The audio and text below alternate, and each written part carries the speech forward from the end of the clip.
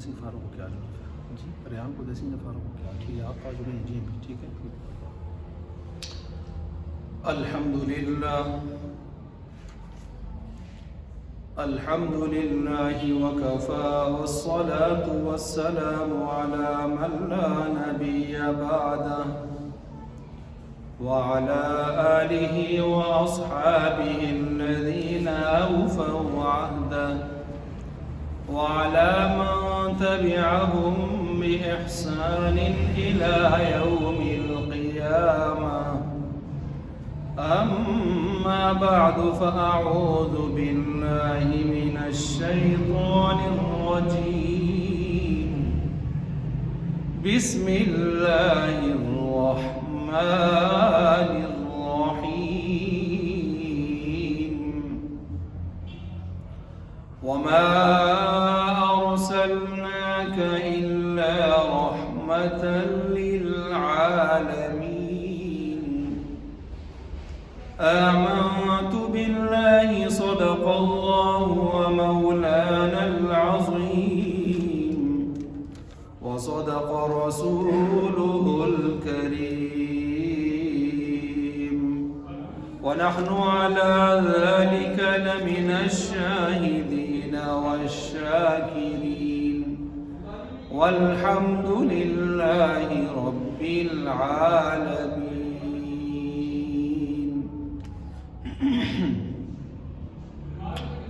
محترم المقام واجب الاحترام حضرات سامعین اکرام، آج کی جمعہ کی اس نشست میں قرآن مجید فرقان حمید سے ایک آیت کریمہ تلاوت کی ہے۔ اس آیت کے ذیل میں ایک عظیم الشان موضوع سیرت النبی الاعظم صلی اللہ تعالی علیہ وسلم، آمنہ کے لال عبداللہ کے در یتیم حضرت محمد مصطفیٰ احمد مجتبیٰ صلی اللہ تعالی وسلم کی سیرت طیبہ و مبارکہ سے متعلق گفتگو کا ایک سلسلہ چلا آ رہا ہے، اور اس میں گزشتہ جمعہ آپ حضرات کے سامنے اسی مرکزی موضوع کے ذیل میں جو ذیلی عنوان میں نے شروع کیا تھا وہ تھا آپ علیہ الصلوۃ والسلام کے نبوت و رسالت پر دلائل، یعنی آپ کی نبوت محمدیہ کی حقانیت پر دلائل۔ اس حوالے سے گزشتہ جمعہ میں نے تقریباً 3 دلائل گزشتہ نشست میں آپ کے سامنے تفصیلاً رکھے تھے۔ آج اسی سلسلے کو آگے بڑھایا جا رہا ہے، اور پھر اس وقت رہا تو انشاءاللہ العزیز دوسرا ذیلی عنوان قرآن مجید کے الہامی اور حق ہونے پر دلائل، اور تیسرا ذیلی عنوان نبی، وحی اور مذہب کی ضرورت و اہمیت۔ اب یہ جو عنوان پہلا چل رہا ہے نبوت محمدیہ پر یا نبوت محمدیہ کی حقانیت پر دلائل، 3 دلائل میں اس سے پہلے پچھلے جمعہ کی نشست میں دے چکا ہوں، تفصیل بھی اس کی بیان کر چکا ہوں، جن میں پہلی دلیل مختصراً میں دہرا دیتا ہوں۔ پہلے 3 دلائل جو بیان ہو چکے ہیں، پہلی دلیل یہ تھی کہ نبوت کے اعلان سے پہلے بھی آپ علیہ الصلوۃ والسلام کو ہر شخص الصادق الامین کے نام سے یاد کرتا تھا، اور اس وقت روئے زمین پر جن صفات سے اللہ تعالیٰ نے آپ کو نبوت سے پہلے بھی نوازا تھا، جن کا اقرار جا بجا مختلف لوگ اپنے معاشرہ میں اپنی محافل میں کرتے تھے، انہی اعترافات میں سے ایک مسلم اعتراف الصادق الامین کے نام سے ہر ایک کی زبان پر آپ کے حوالے سے آتا تھا۔ اور ظاہر بات ہے نبی آخر الزمان تشریف لانا تھا، جو صفات اللہ تعالیٰ نے آپ کو عطا فرمائی تھی ان صفات کا تقاضا بھی پھر یہی تھا،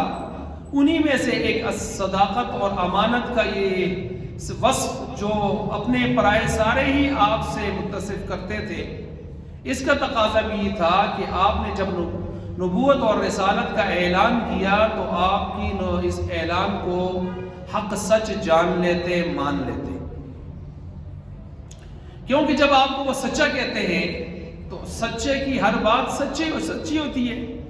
جب آپ کو وہ امانت دار کہتے ہیں، امین کہتے ہیں، تو پھر جب بھی وہ بات کریں گے تو امانت ہی دوسرے تک پہنچا رہے ہوں گے. گویا اللہ کی امانت جبریل کے واسطے سے جو آپ کو پہنچی، آپ اسی کو آگے پہنچا رہے ہیں. تو اپنی زبان سے جو لفظ، الفاظ، القابات، جو صفات آپ کے لیے وہ بولتے تھے، اس کا تقاضا بھی یہ تھا کہ آپ علیہ السلام کے اعلان نبوت اور رسالت کو حق سچ جان لیتے، مان لیتے، جس طرح بہت ساروں نے جان لیا، مان لیا، اور اللہ نے ان کو بہت بڑے بڑے رتبے بھی عطا فرما دیے. صحابہ اکرام. دوسری میں نے دلیل دی تھی کہ بغیر پڑھے لکھے امی ہونے کی حیثیت سے ہی آپ علیہ السلام نے ایسا کلام معجز قرآن کی صورت میں اور جامع الکلم ہونے کی صفت کے ساتھ آپ نے اتنے سمندر کو کوزے میں بند کرنے والے ایسے جملے ارشاد فرمائے اور قرآن کریم کی صورت میں ایسا کلام پیش کیا کہ دنیا کے بڑے بڑے چوٹی کے فصیح اور بلیغ شعراء و ادبا گھٹنے ٹیک گئے اور مقابلہ نہ کر سکے، اور تاحال مقابلہ نہ کر سکی ساری دنیا. تو پتہ چلا کہ آپ اللہ کے سچے نبی اور رسول تھے جو یہ کلام اللہ کی طرف سے اللہ کا پیش کر گئے. یہ تیسری دلیل میں اس پر میں نے یہ دی تھی کہ آپ علیہ السلام کو 4 مختلف حربوں کے ساتھ آپ کے مشن سے ہٹانا چاہا مخالفین نے، جن میں ایک للچاؤ تھا، یعنی دنیا کی لالچ دینا، دوسرا دمکاؤ تھا، ڈرا کر پیچھے ہٹانے کی کوشش کرنا، تیسرا تھا بدنام کرنا، چوتھا تھا جفاکشی، ظلم، زیادتی. چاروں حربے آپ کے حوالے سے متعدد بار استعمال ہوئے، لیکن آپ علیہ السلام کو اپنے مشن سے وہ 1 انچ بھی پیچھے نہ ہٹا سکے. حالانکہ دنیا میں کوئی آدمی اگر دنیا کی خاطر، دنیا کی ظاہری شہرت کی خاطر، دنیا میں مقبولیت کی خاطر اور دنیا کے مال و متاع کی خاطر، دنیا کے عہدوں کی خاطر اگر کوئی آدمی کوئی کام کر رہا ہوتا ہے تو جب اس کو ڈرایا جاتا ہے وہ پھر بھی اکثر بازی آ جاتے ہیں، پیچھے ہٹ جاتے ہیں. جب اس کو دنیا کے رنگ رلیاں دکھائی جاتی ہیں، لالچ دی جاتی ہے، تو کہتا ہے میرا مقصد تو یہی تھا، پیچھے ہٹ جاتا ہے. لیکن آپ پر چاروں حربوں میں سے کوئی ایک حربہ بھی کارگر نہ ہوا، تو اس سے بھی پتہ چلا یہ بھی آپ علیہ السلام کی نبوت اور رسالت کی حقانیت پر دلائل میں سے ایک بین دلیل ہے. اچھا جی، یہ میں نے 3 دلائل تو گزشتہ جمعہ آپ حضرات کے سامنے بیان کیے، جن کا میں نے مختصراً اعادہ کیا. چوتھی دلیل آپ کی نبوت اور رسالت کے حق ہونے پر. چوتھی دلیل یہ ہے کہ آپ علیہ السلام نے جو شریعت پیش کی ہے، شریعت محمدیہ، جس کا ایک حصہ تو وہ ہے جو خالصتاً آپ کے اقوال، افعال، تقریرات اور اوصاف سے، شمائل سے متعلق ہے. 4 چیزوں کے میں نے نام لیے ہیں، آپ کے اقوال، افعال، تقریرات اور اوصاف و شمائل. حدیث کی معرفت رکھنے والے ان چیزوں کی، ان اصطلاحات کی تعریفات کو اچھی طرح سمجھتے ہیں. دوسری چیز آپ علیہ السلام کے واسطے سے ملت ابراہیمیہ، ملت ابراہیمی کے طور پر ہمیں بہت ساری 10 امور فطرت، ترمذی کی روایت کے مطابق بہت ساری چیزیں ہمیں اس لحاظ سے ملی، وہ بھی آپ کی شریعت محمدیہ کے حوالے سے ہی ہمیں ملی ہیں.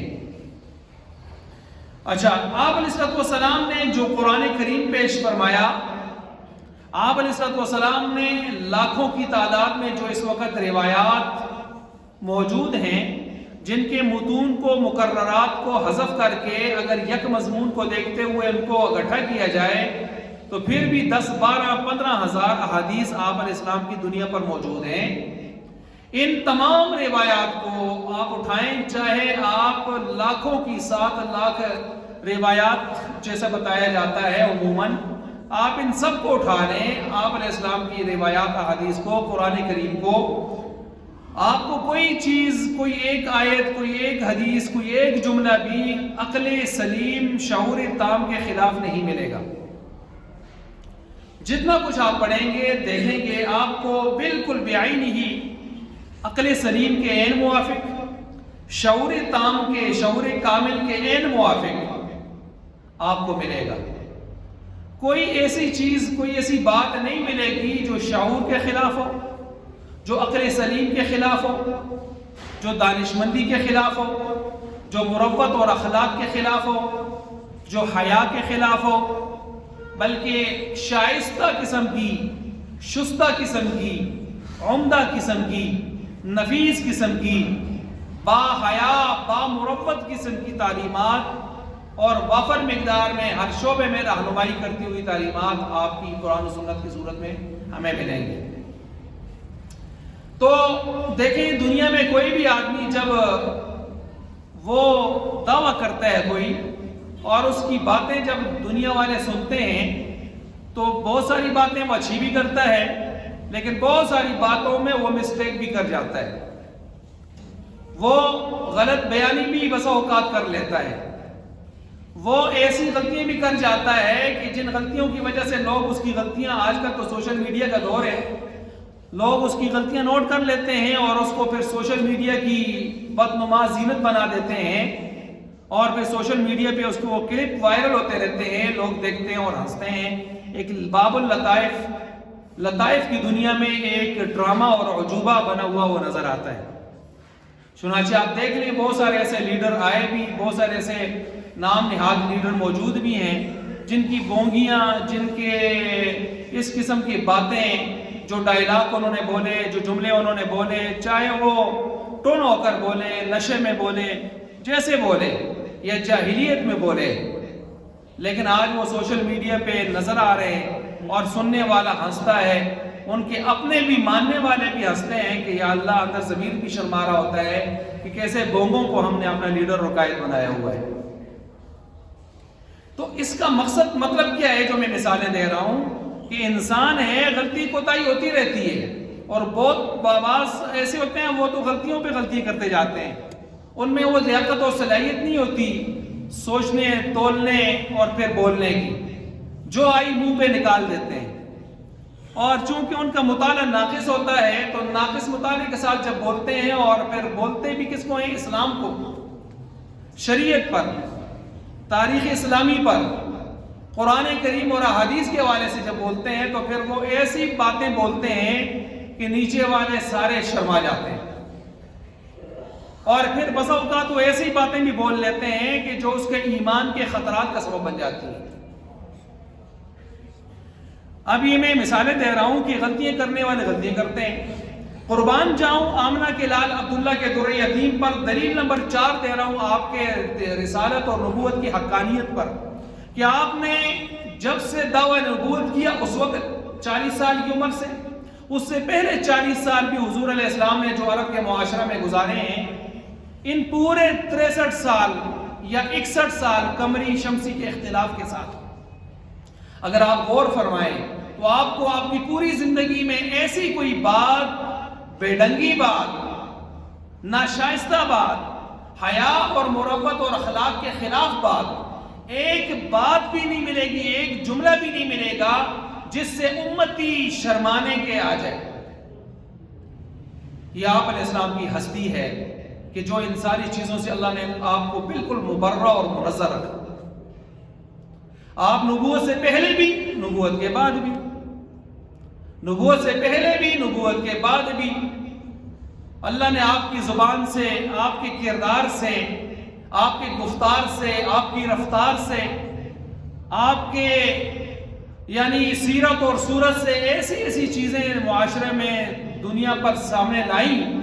کہ جن کو آج دیکھ کر، سن کر، پڑھ کر ہر امتی کا دل خوش ہو جاتا ہے۔ کسی ایک بات میں بھی یہ نہیں سوچتا کہ میں یار میرے نبی نے یہ بات کیوں کر دی، یہ عمل کیوں کر دیا، یہ والی بات آپ کو نظر نہیں آئے گی۔ تو مان لینا چاہیے، مان لینا چاہیے کہ وہ ہستی محمد عربی صلی اللہ علیہ وسلم پھر اس قابل تھی کہ آپ کو نبوت اور رسالت کا ہی نہیں، خاتم الانبیاء والمرسلین کا تاج پہنایا جاتا۔ چنانچہ آپ علیہ السلام کو یہی تاج خاتم الانبیاء والمرسلین، خاتم النبیین کا تاج آپ کو پہنا دیا گیا۔ یہ میں نے دلیل نمبر 4 آپ کو دی ہے۔ اس میں نے یہ بات بھی کی ہے کہ آپ کی پوری تعلیمات میں کوئی بات عقل اور شعور اور حیا اور اخلاق کے خلاف نہیں ہے۔ میں دعوت فکر دیتا ہوں، بائبل جو عیسائیت کے ہاں، یہودیت کے ہاں عہد نامہ قدیم، کلام مقدس کے نام سے جو کتابیں موجود ہیں، ذرا آپ ان کو ملاحظہ کریں جن کی نسبت آسمانی کتابوں کی طرف کی جاتی ہے، وہ چونکہ تبدیل کر دی گئی اور تبدیل کر کے انسانوں نے اپنے ضمیمے اس میں ملا دیے، چنانچہ اس میں ایسی باتیں ملا دی جو عقل کے بھی خلاف ہیں اور جو حیا اور مروت اور اخلاق کے بھی خلاف ہیں۔ اگر آپ عہد نامہ قدیم اٹھا کے پڑھیں تو آپ کو ایسی بہت ساری باتیں، بیتوکی باتیں ملیں گی۔ آپ ادھر سے عہد نامہ جدید پڑھیں، اس میں بھی ملیں گی۔ کتاب الغزالہ، ہرنی والا باب، اور اس میں معاذ اللہ حضرت مریم اور اللہ تعالیٰ کے حوالے سے عجیب و غریب قسم کے ڈائلاگ اور عجیب و غریب قسم کے سلسلے، آپ کو عاشقانہ معشوقانہ ڈائلاگز، جس کو پڑھ کر ایک آدمی شرم سے جھک جائے گا، اس قسم کی چیزیں آپ کو ملیں گی۔ اب ظاہر بات ہے یہ چیزیں ان کی اندر کتابوں میں جو آئی ہیں، یہ اللہ کا کلام نہیں ہے۔ یہ بےہودگی، بے حیائی کی باتیں جو بھی آئی ہیں، یہ اللہ کا کلام نہیں ہے۔ عہد نامہ قدیم اگر آپ اٹھا کے دیکھیں، اس میں تو آپ کو ایسی چیزیں ملیں گی، انبیاء پر معاذ اللہ بدکاریوں کی تہمتیں، محارم کے ساتھ، محارم عورتوں کے ساتھ تعلقات کے، ناجائز تعلقات کے واقعات، لوط علیہ السلام پر اس طرح کا الزام بچیوں کے حوالے سے، یہ ساری بکواسات اگر آپ کو ملیں گی تو عہد نامہ قدیم کے اندر ملیں گی، جس کو آج اٹھا کے پڑھتے ہیں بائبل مقدس۔ اسی میں آپ کو ملے گا کہ رات کشتی ہوتی رہی پوری رات یعقوب علیہ السلام کی، معاذ اللہ تعالیٰ کی، اور صبح تک کشتی ہوتی رہی، اور صبح جاتے ہوئے وہ غالب آ گئے اللہ، تو یعقوب علیہ السلام نے کہا ساری رات مقابلہ تو میں نے بھی کیا۔ یہ کوئی انسانوں والی باتیں جو ان کی کتابوں کے اندر موجود ہیں؟ تو پھر آپ کو ماننا پڑے گا کہ ان کتابوں میں ایسی بیتوکی اور اس طرح کی بیہودہ قسم کی باتیں ڈال دی گئیں، کتابوں کو تبدیل کر کے انسانوں نے اپنی بیہودگیاں اس میں ڈال دی، کہ آج ان کتابوں کو پڑھتے سنتے پادری وہ بھی اپنا سر جو ہے شرم سے جھکائے ہوتے ہیں، اور آگے سننے والے بھی ایسے آنکھیں بند کر کے سنتے ہیں، کہتے ہیں یہ کیا گند ہے ہماری کتابوں کے اندر۔ لیکن قربان جائیں آمنہ کے لال عبداللہ کے در یتیم پر، آپ کی لاکھوں احادیث میں کوئی ایک حدیث کی ہمیں شرمانے والی نہیں ملی، آپ کی سیرت میں ایک کردار بھی ہمیں شرمانے والا نہیں ملا، آپ کا پیش کیا ہوا اللہ تعالیٰ کی طرف سے کلام ربانی قرآن کریم کی صورت میں ایک آیت بھی ہمیں شرمانے والی نہیں ملی، بلکہ فخر کرنے والی ملی، اور فخر سے کہتے ہیں کہ یہ کلام مقدس کی آیت ہے، اور فخر سے کہتے ہیں کہ ہمارے نبی پاک صلی اللہ علیہ وسلم کا جملہ ان کی حدیث ہے۔ یہ میں نے دلیل نمبر 4 کھولی آپ کے سامنے، اس پر میں اور حوالے بھی پیش کر سکتا ہوں، لیکن میں اس کو مختصر کر کے آگے جا رہا ہوں۔ دلیل نمبر 5، آپ کی نبوت اور رسالت کے حق ہونے پر آپ علیہ السلام کو دیے گئے معجزات ہیں۔ ہر نبی کو معجزے دیے گئے، کچھ نہ کچھ، کسی کو 1 معجزہ ملا، کسی کو 2 ملے، کسی کو 3 ملے، لیکن جب بات آئی آپ علیہ السلام کی تو اللہ نے 1 نہیں 2 نہیں، اللہ نے آپ کو اتنے معجزے دیے کہ گننے والوں نے کتابیں لکھی اس پر اور گننے کی کوشش کی۔ آپ اگر ایک کتاب اٹھائیں نبی علیہ السلام کے 300 معجزات، مولانا سعید احمد دہلوی ہیں یا رائے پوری ہیں دہلوی، ان کی کتاب اٹھائیں، آپ اس میں پڑھیں، اوپر عنوان دیا ہے حضور علیہ السلام کے 300 معجزات۔ یہ تو بات بالکل بجا ہے کہ 20 معجزات اللہ تعالیٰ نے آپ کو عطا فرما دیے۔ ان معجزات کے اندر ایک ایک معجزے میں کئی واقعات کو الگ الگ کیا جائے تو پھر وہ آگے ذیلی معجزات بنتے ہیں، اس طرح پھر زیادہ ہو جاتے ہیں۔ اچھا، علامات قیامت، مولانا عاشق الہی بلند شہری کی کتاب اٹھا کے پڑھیں، آپ پر آپ کے نبی کی صداقت کھل کھل کیسے سامنے آئے گی، آپ اس کتاب کو چومنے پر مجبور ہو جائیں گے۔ میرے نبی نے ایسی باتیں ارشاد فرمائی کہ اس وقت دور دور تک کوئی آثار نہیں تھے، کوئی وسائل نہیں تھے، لیکن آج کھل کھل کے وہ بشارتیں، وہ پیشگوئیاں ہمارے سامنے آ چکی ہیں اور آ رہی ہیں۔ اسی طرح قرب قیامت میں، قرب قیامت کے حالات و واقعات، اس کتاب کو اٹھا کے آپ پڑھیں۔ اسی طرح جو ہے برمودا تکون اور دجال، مولانا عاصم عمر کی کتاب اٹھا کے پڑھیں۔ تیسری جنگ عظیم اور دجال، مولانا عاصم عمر کی کتاب اٹھا کے پڑھیں۔ دجال کب، کون، کہاں، تین جلدوں میں آئی ہوئی کتاب مفتی ابو لبابہ شاہ منصور، ان کی کتاب آپ اٹھا کر پڑھیں۔ دجالی لشکر بریک واٹر، اس کو اٹھا کے آپ پڑھیں۔ اقصی کے آنسو اٹھا کے پڑھیں۔ یہ جو کتابوں میں نام لے رہا ہوں، یہ اس لیے لے رہا ہوں کہ آج نوجوان نسل گندگی پڑھ رہی ہے، گندگی دیکھ رہی ہے۔ چھوڑ دیجئے یہ ساری گندگیاں، آئیے قرآن پڑھیے، آئیے حضور علیہ السلام کے فرامین پڑھیے،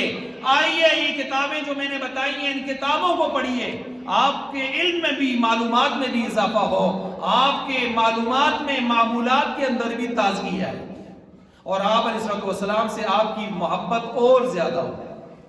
کہ کیسے آپ علیہ السلام نے جو پیشگوئیاں فرمائی تھی کس طرح کھل کھل کے سامنے آئی ہیں۔ علامات قریبہ ہوں، علامات بعیدہ ہوں، علامات متوسطہ ہوں قیامت کی، تینوں قسم کی نشانیاں آپ جب وہاں پڑھیں گے اور اپنے معاشرے میں اور پچھلی صدیوں کو دیکھیں گے، عالمی حالات کے تناظر میں دیکھیں گے، تو آپ کو سمجھ آ جائے گی یہ سارا کچھ کیا ہو رہا ہے،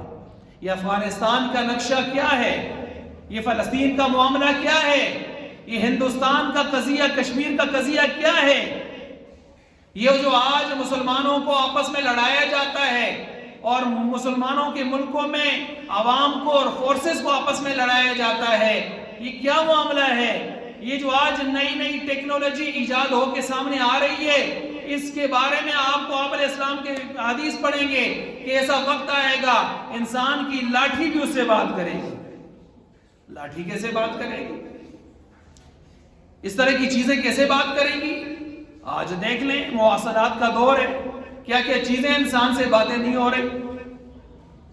کس انداز سے گفتگو کر رہا ہے، اور کس طرح چیزیں انسانوں کا پتہ دے رہی ہیں، کس طرح سیٹلائٹ کا پورا ایک سسٹم چل رہا ہے۔ اچھا جی، تو میں عرض کر رہا تھا حضور علیہ السلام کے 300 معجزات، اور یاد رکھیں معجزہ اور جادو میں بہت بڑا فرق ہوتا ہے۔ اب یہ میرا موضوع نہیں کہ میں اس کو کھولوں۔ اللہ تعالیٰ نے ہاروت ماروت کو اس لیے بھیجا تھا کہ جا کے دنیا والوں کو بتائیں کہ معجزہ اور چیز ہوتی ہے، جادو اور چیز ہوتی ہے۔ جادو سرکش لوگ کیا کرتے ہیں، اللہ کے نافرمان کفر میں پڑے ہوئے لوگ جادو کیا کرتے ہیں۔ جادو کا اثر وقتی ہوتا ہے، بظاہر شعبدہ بازی، نظر بندی ہوتی ہے، حقیقت میں بس اوقات کچھ نہیں ہوتا۔ جادو میں سارا شر ہوتا ہے، جادو سے قبر آخرت برباد ہوتی ہے۔ معجزہ اللہ تعالیٰ اپنے نبی کے ہاتھ پر صادر فرماتے ہیں۔ معجزہ کائنات کے سب سے عظیم وقت کے جو انسان ہوتے ہیں انبیاء، ان کے ہاتھوں پر آتا ہے۔ معجزہ یہ بھی یاد رکھیں، معجزہ کسی نبی کے اختیار میں نہیں ہوتا، جادو اختیار میں ہوتا ہے، اس نے جنتر منتر جو پڑھ رکھے ہوتے ہیں۔ معجزہ نبی کے اختیار میں نہیں ہوتا، اللہ آرڈر دے رہے ہوتے ہیں، نبی تعمیل کر رہے ہوتے ہیں، اور نبی کے ہاتھ پر وہ چیز ظاہر ہو رہی ہوتی ہے۔ وَمَا كَانَ لِرَسُولٍ أَن يَأْتِيَ بِآيَةٍ إِلَّا بِإِذْنِ اللَّهِ، نہیں ہے کسی رسول کے بس میں کہ وہ اپنی مرضی سے کوئی معجزہ نشانی لے کر آ جائے۔ اسی لیے جب نبی سے بھی، آپ علیہ السلام سے بھی ڈیمانڈیں ہوتی تھی مشرکین مکہ کی طرف، تو آپ یوں نہیں کہتے تھے چلو میں کر کے دکھاتا ہوں، آپ کہتے تھے یا اللہ چاند کے ٹکڑے مانگ رہے ہیں، اللہ نے فرمایا ماننے والے نہیں ہیں، چلیں کر دیتا ہوں، آپ انگلی سے اشارہ کیجئے، اشارہ کرنا آپ کا کام ہے، چاند کے 2 ٹکڑے کر کے دکھانا مجھ رب کا کام ہے۔ دیکھا اپنی آنکھوں سے، دیکھنے کے بعد مان لینا چاہیے تھا، لیکن نہیں مانا، تو پھر کیا کہنے لگے، ایسا جادوگر کہ زمین آسمانوں پر بھی جادو چل رہا ہے۔ استغفر اللہ اولئک الذین طبع اللہ علی قلوبہم ختم اللہ علی قلوبہم. مہر لگ چکی تھی، مہر لگ چکی تھی. صم بکم عمی فہم لا یرجعون کا مصداق گویا بن چکے تھے.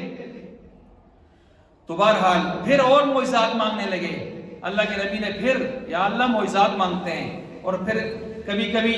بڑی عجیب و غریب قسم کی باتیں بھی کرتے تھے. ایک مرتبہ کہنے لگے ہم آپ کو نبی ماننے کو تیار ہیں، لیکن ذرا آپ ہماری ڈیمانڈیں تو پوری کر کے دکھائیں نا، معجزات تو دکھائیں نا. حالانکہ چاند کو ٹکڑے ہوئے تو دیکھ لیا، مان لینا چاہیے تھا، نہیں مانا. اللہ نے فرمایا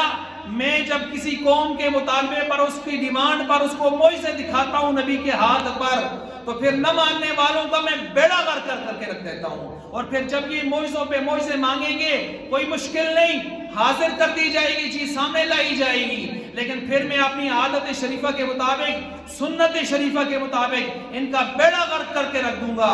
پھر میرے حبیب آپ پریشان ہو جائیں گے. اس لیے میں آپ کو پریشان نہیں دیکھنا چاہتا، اس لیے میں ان کے ہر مطالبے کو پورا نہیں کرتا آپ کے کہنے کے باوجود. سارے اسلام کی قوم نے ایک مطالبہ کیا تھا،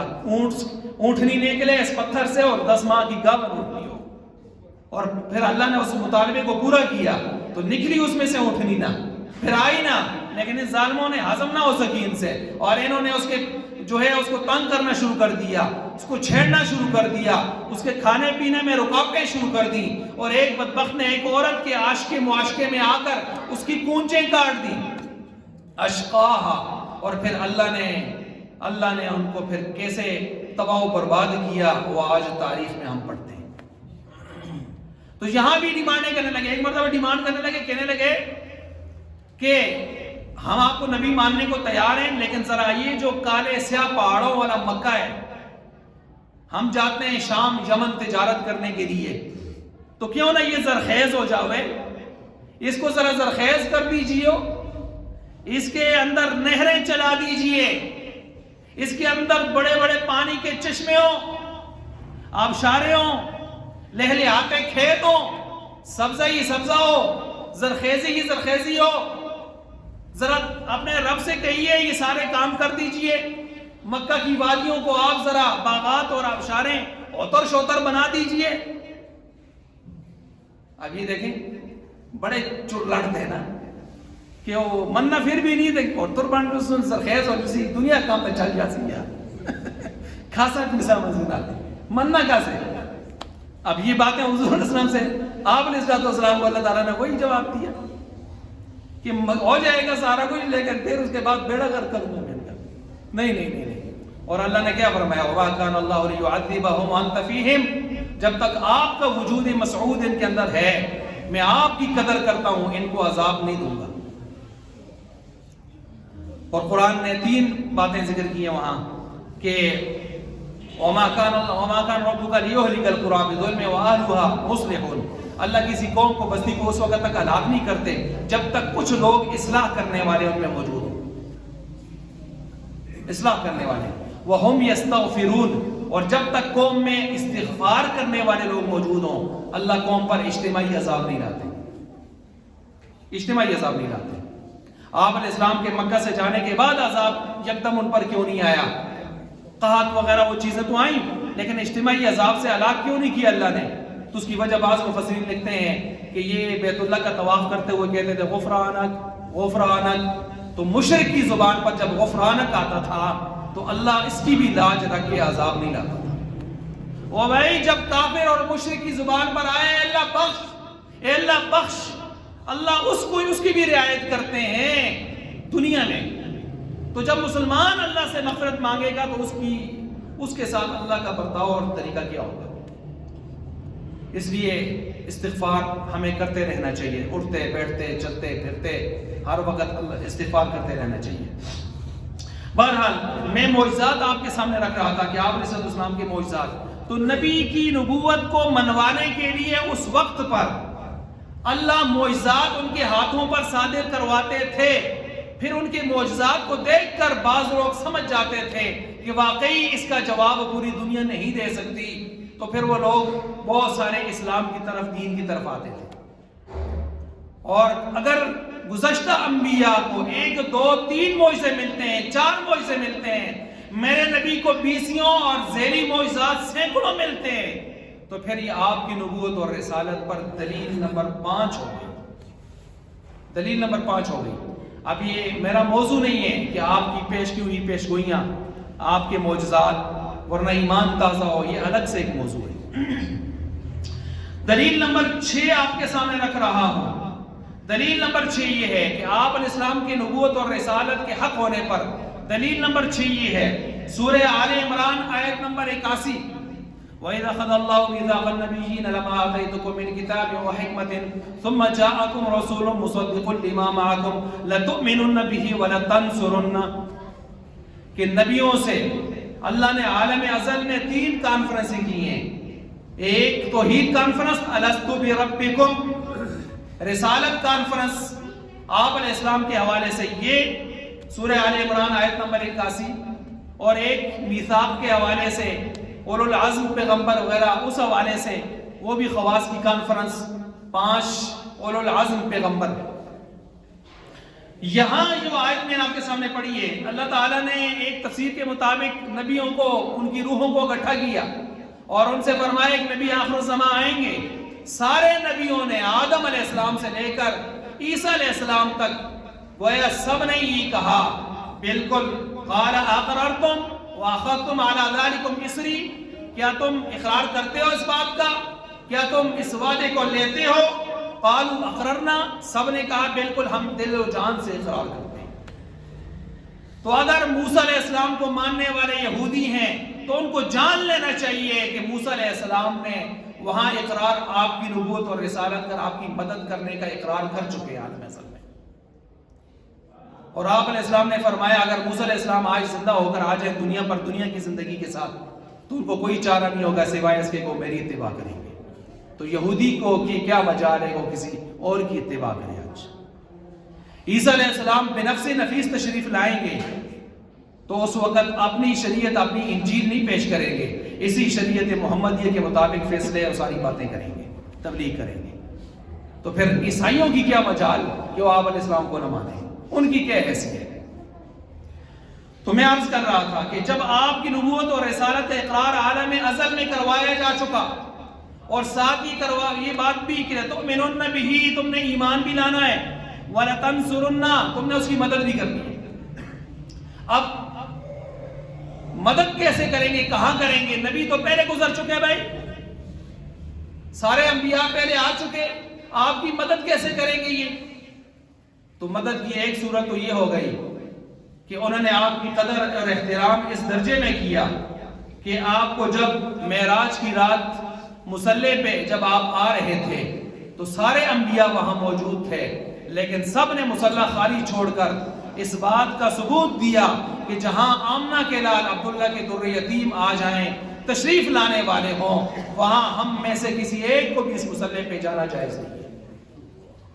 اس بیت المقدس کے اندر نماز پڑھانا جائز نہیں ہے۔ آپ علیہ السلام امام الاصحاب، امام الصحابہ بھی ہیں،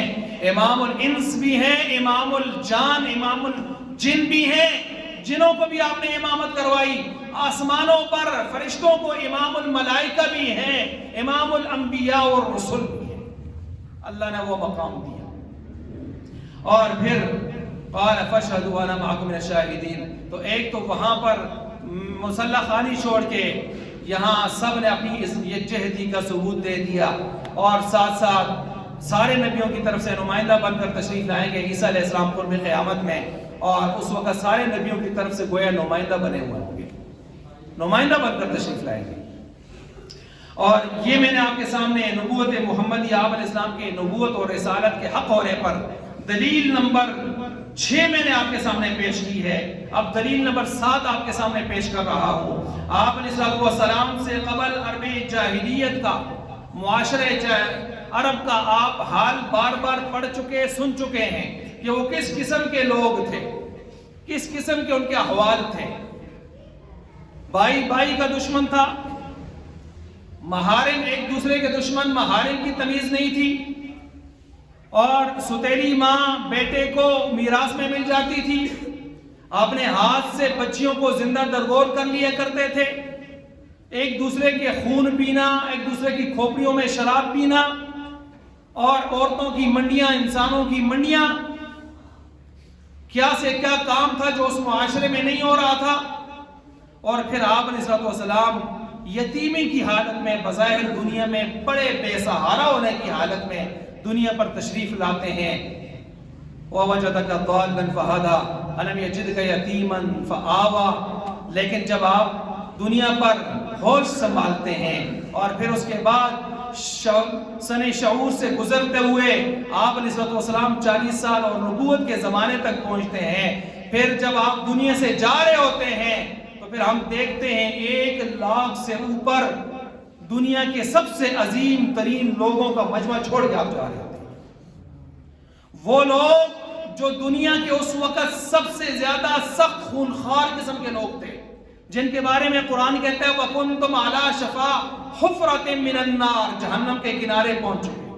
جن کے بارے میں قرآن کہتا ہے وَإِن كَانُوا مِن قَبْلُ لَفِي ضَلَالٍ مُّبِينٍ، گمراہی کے آخری درجے تک پہنچ چکے۔ لیکن پھر ہمیں تاریخ یہ بھی بتاتی ہے کہ جب آپ دنیا سے جا رہے تھے، یہ 1 لاکھ سے اوپر کا مجمع انہی لوگوں پر محنت کر کے آپ نے ایسا تیار کیا تھا، اشداء علی الکفار رحماء بینہم اذلۃ علی المؤمنین اعزۃ علی الکافرین، اور ایسا کہ وہ اپنی جان پر کھیل کر دوسرے کی جان بچانے والے، اپنی ذاتی املاک کو حصوں میں تقسیم کر کے اچھا حصہ اپنے مہاجر بھائیوں میں بانٹ دینے والے، اپنے آپ کو مؤخر کر کے خود موت کو قبول کر جانے والے، آئے ہوئے پانی کو دوسرے کی طرف ریفر کر دینے والے، ایسے جذبہ انصار کے اتنے بڑے بلند مینار صحابہ کی صورت میں آپ نے چھوڑے گے، آج تک قیامت کی صبح تک ان کی مثالیں دنیا پر نہیں آ سکتی۔ بتائیے اتنے بگڑے ہوئے معاشرے کو اتنے کمال پہ پہنچانے والی ذات اللہ کا نبی اور رسول ہی ہو سکتا ہے، اور آپ جیسی عادات اور صفات والا ہی ہو سکتا ہے۔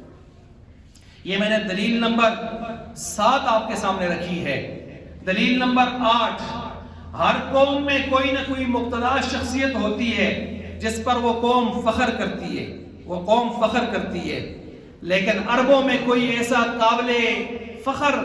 شخص اور شخصیت، بڑی شخصیت، عبقری اور کلیدی حیثیت کی شخصیت نہیں گزری تھی کہ جس پر وہ فخر کر سکیں۔ ادھر یہودی کہتے تھے ہماری نسل میں تو 70,000 18,000 یا 4,000 پیغمبر اہل کتاب کے بنی اسرائیل سے آئے ہیں، وہ تو فخر کرتے تھے۔ لیکن ادھر جو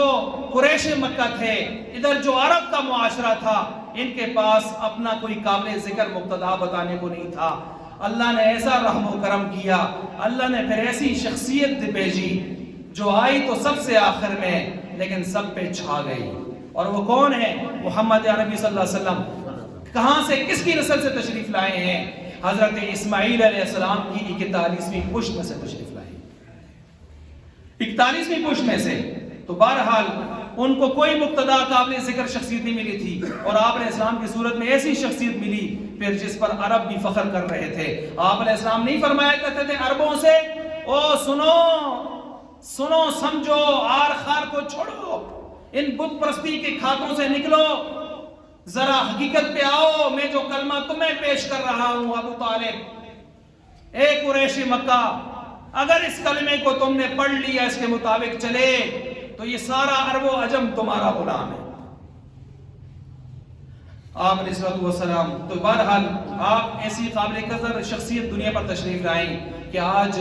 پوری دنیا پر مذہبی پیشواؤں میں سب سے پہلا نمبر اگر حاصل کیا ہے وہ آپ علیہ السلام نے حاصل کیا ہے۔ اچھا، پھر دلیل نمبر 9 دے رہا ہوں، میں بالکل مختصر کر رہا ہوں، 10 دلائل میں نے پورے کرنے تھے۔ 9ویں دلیل یہ ہے کہ آپ علیہ السلام نبی اور رسول بن کر تشریف لائے۔ یہ نبوت اور رسالت کا منصب کوئی اوپرا نہیں تھا، کوئی اجنبی نہیں تھا کہ آپ سے پہلے کوئی گزرا نہیں ہے تو کسی کو سمجھ نہ آئے۔ آپ خود فرماتے ہیں ما کنت بدعا من الرسل، میں کوئی اوپرا رسول ہوں، کوئی اجنبی دعوے میں نہ کر دیا ہے کہ پہلے کوئی رسول جیسے کوئی گزرا ہی نہیں ہے، پہلے کوئی نبی آیا ہی نہیں ہے۔ تو اور پھر شریعت بھی وہ پیش کر رہا ہوں جو پہلے شریعتوں کی تصدیق کر رہی ہے، قرآن بھی وہ پیش کر رہا ہوں جو پہلے کتابوں کی تصدیق کر رہا ہے، باتیں بھی وہ کر رہا ہوں جن کا جواب تمہارے پاس پوری دنیا کے پاس کوئی نہیں ہے، شرافت اور اخلاق تمہیں سکھا رہا ہوں، زندگی گزارنے کا طور طریقہ تمہیں سکھا رہا ہوں، تمہیں عقائد و ایمانیات سکھا رہا ہوں، تمہیں عبادات، معاملات، معاشرت، اخلاقیات، عقوبات کا سلسلہ، سیاست، ریاست، فردی مسائل، اجتماعی مسائل، معاشرتی مسائل، ریاستی مسائل، بین الاقوامی سطح کے مسائل سکھا رہا ہوں، اصول سکھا رہا ہوں، حدود سکھا رہا ہوں، آداب سکھا رہا ہوں۔ بتاؤ اس کی مثال پوری کائنات میں کوئی پیش کر سکا؟ یہ ہے نمبر 9۔ اور پھر نمبر 10 یہ کہ آپ علیہ السلام کی آمد کا انکار کوئی نہیں کر رہا دنیا میں۔ دنیا کا ہر باشعور جس مذہب سے تعلق رکھتا ہے مانتا ہے کہ عرب کی دھرتی پر آمنہ کا لال عبداللہ کی ذریتی محمد مصطفیٰ صلی اللہ علیہ وسلم تشریف لائے تھے۔ سب مانتے ہیں، اپنے بھی مانتے ہیں، پرائے بھی مانتے ہیں، اور اپنے تو ماننے کا انداز اور ہوتا ہے، پرائے میں بھی جو منصف مزاج ہیں وہ بھی مانتے ہیں، اس میں کوئی شک نہیں۔ جتنے مذہبی اسکالرز گزرے ہیں، جتنے مذہبی مقتدا اور پیشوا فرما روا گزرے ہیں، جتنے بڑے بڑے لوگ گزرے ہیں، آپ جیسا کائنات میں کوئی نہیں آیا، آپ جیسا کوئی نہیں آیا۔ اور پھر اس پر وہ حوالہ جو میں پہلے بھی کئی مرتبہ پیش کر چکا، پیش کر کے بات ختم کر رہا ہوں، کہ مائیکل ہارٹ نے دنیا کے 100 بڑے انسان کتاب لکھی، عیسائی ہو کر، عیسائی مورخ ہو کر پہلے نمبر پر محمد عربی صلی اللہ علیہ وسلم کا نام لکھا، اور عیسیٰ علیہ السلام کا نام تیسرے نمبر پر لکھا، اور اس نے پھر نیچے وجہ لکھی کہ شاید دنیا مجھ سے سوال کرے گی کہ تو عیسائی ہے، تو عیسیٰ علیہ السلام کو پہلے نمبر پہ رکھتا، تو نے مسلمانوں کے نبی کو پہلے نمبر پر کیسے رکھ دیا؟ منصف مزاج ہوتے ہیں، چاہے جس طبقے کے اندر بھی ہوں، وہ جس طبقے کے اندر بھی ہوں۔ تو اس نے کہا، وجہ نیچے لکھی، اس نے کہا میں نے عرب کے معاشرے کو کھنگالا، ان کے اندر جو عادتیں تھیں، جو ظلم تھا، صفاقیت تھی، جو جفا کشیاں تھیں، میں نے جب وہ پڑھا میری روح کام کر رہ گئی، اور میں سمجھا کہ واقعی ان جیسے خطرناک لوگ پوری دنیا پر کوئی نہیں تھے۔ اور پھر جب انہی لوگوں پر ایک شخصیت نے محنت کی اور دنیا کے سب سے عظیم ترین جماعت کی صورت میں پیش کر کے دنیا سے گئی، تو میں سمجھ گیا، میں جان گیا کہ مجھ پر یہ بات منکشف ہو گئی کہ سارے جتنے مذہبی پیشوا آئے تھے، اگر وہ نہ آتے، ان کی جگہ کوئی اور آتا رہتا، تو شاید کی دنیا پر پھر بھی انقلاب آتا ہی رہتا۔ لیکن آپ کی جو عادات اور آپ کی اطوار اور آپ کے جو صفات اور اوصاف کمالات تھے، اگر آپ جیسا کوئی اس معاشرے میں نہ آتا تو قیامت کی صبح تک اس معاشرے میں سدھار نہیں آ سکتا تھا، نہیں آ سکتا تھا۔ آپ نے جس طرح اس بگڑے ہوئے معاشرے کو، سب سے زیادہ بگڑے ہوئے معاشرے کو سب سے دنیا کا کریم ترین معاشرہ بنا کے رکھ دیا، یہ آپ ہی کا ظرف تھا۔ تو مجھے پھر کہنا پڑا، لکھنا پڑا کہ دنیا کے سب سے عظیم ترین 100 انسانوں میں آپ کا نمبر پہلا ہے۔ یہ میں نے 10 دلائل آپ کے سامنے پیش کر دیے ہیں، آپ علیہ السلام کی نبوت اور رسالت کے حق ہونے پر، آگے قرآن کے الہامی اور حق ہونے پر 6-7 دلائل اس کے اوپر ہے، اور اس طرح مذہب وحی اور نبی کی ضرورت کیا ہے، ہمیں مذہب کی کیا ضرورت ہے، اس پر انشاءاللہ 20 سے زیادہ دلائل پیش کروں گا۔ میں نے کہا تھا نا، ڈاکٹر ذاکر نے ایک سے یہ سوال ہوا تھا کہ مذہب کی مجھے کیا ضرورت ہے جب میں یہ کرتا ہوں، وہ کرتا ہوں، وہ کرتا ہوں، یہ کرتا ہوں، تو انہوں نے اس کا جواب تو اپنی طرف سے دیا، لیکن تسکین نہیں ہوتی۔ تو میں نے سوچا اس کو موضوع بنا کر میں نے اپنے وہاں پی ایس کے طلباء کو ریسرچ میں ہی کرواتا ہوں اللہ کے فضل سے، وہاں 112 سے زیادہ تھیسس میں نے خود ان سے سپرویژن کر کے ان کو لکھوائے ہیں، اور اس مرتبہ جو بیچ ہے ان میں نے جو تھیسس دیے ہیں ان میں ایک تھیسس میں نے یہ ٹاپک یہ بھی دیا ہے کہ نبی، وحی اور مذہب کی کیا ضرورت ہے، اس کی اہمیت کیا ہے، اس کے بغیر انسان دنیا میں چل سکتا ہے، کیا یہ ممکن ہے؟ صرف نقلی دلائل نہیں، عقلی دلائل کے ساتھ، جس کو ساری دنیا کے انسان ماننے پہ مجبور ہو جائیں، اس پر بھی میں نے کہا ریسرچ ہونی چاہیے۔ تو انشاءاللہ اس پر 20 سے زیادہ دلائل پیش کیے جائیں گے۔ وآخر دعوانا الحمدللہ رب العالمین۔